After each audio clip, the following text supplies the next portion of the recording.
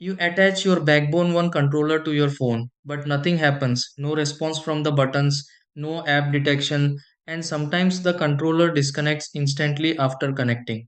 In some cases, the Backbone app opens, but the controller still refuses to work inside games. This issue is usually caused by loose phone connections, outdated app permissions, software conflicts, or charging port communication problems instead of a broken controller. Many times, the phone simply fails to recognize the accessory correctly until the connection is refreshed. Before assuming the backbone controller is defective, these are the steps you can try to fix this and restore the connection properly. Number 1. Disconnect the backbone controller completely from your phone.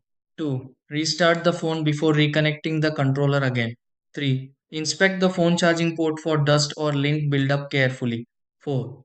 Open the Backbone app and check for firmware or app updates. 5. Remove any thick phone case that may block the connector properly. 6. Reattach the controller firmly and wait for the device to detect it. 7. Launch a supported game and test if the controls respond normally.